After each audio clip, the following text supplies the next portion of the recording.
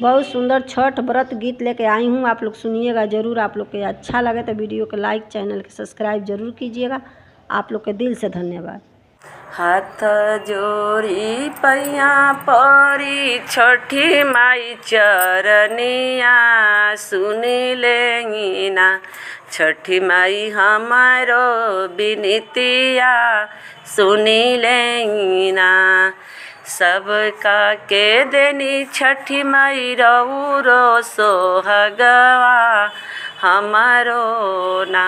छठी माई देना सिंदूरवा हमारो ना। सबका के देनी छठी माई मांग के सोहगवा हमारो के ना। मैया देंगी ना सिंदूरवा हमारो के ना। सुनी ले ये छठी माई बहुत राउर सकती हमारो परना। मैया देना आशीषिया हमारो के ना। साल भर से जो ही मैया रउरो डगरिया अब अइनी ना। मैया हमनी के नगरिया अब अइनी ना।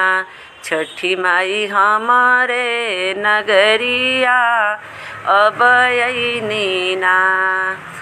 गंगा जल पनिया से अगना लिपवनी पावन कइनी ना। मैया धोई राउर चरनिया पावन कइनी ना।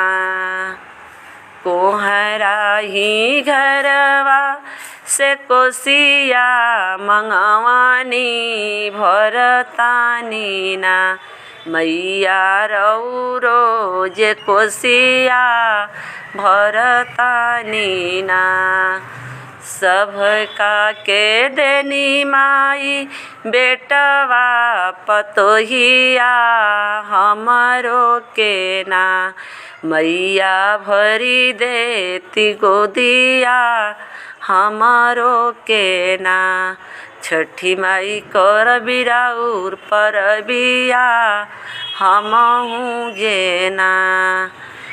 सुनी ले छठी माई पावन राउर परबिया हम करबे ना।